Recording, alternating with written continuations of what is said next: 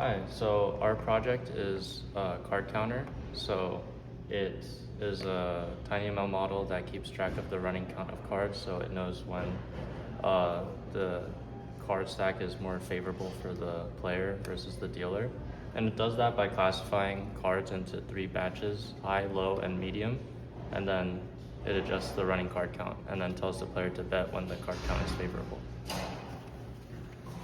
Yeah, so we have our final product here.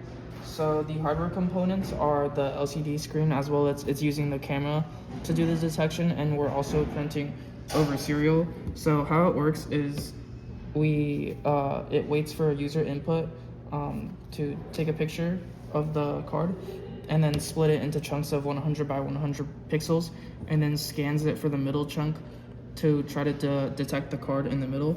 So as you can see, it prints on the serial and on the LCD that we detected a low card, which is the 7 of diamonds here.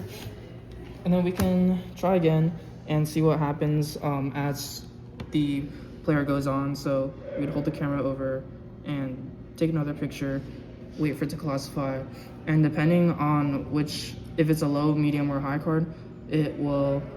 So yeah, I detected a low card again, and the running count is now 2.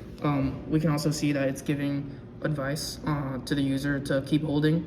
Once the count goes above 4 or below 4, it'll tell it to bet more or bet less. Okay.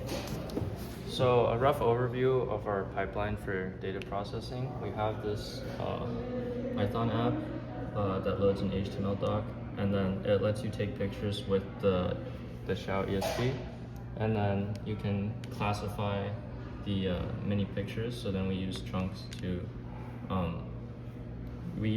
of the top left of the card to classify what the actual card is. And when we actually run the model, we are taking a picture of the middle chunk of the Shout camera, and then we run our model on that.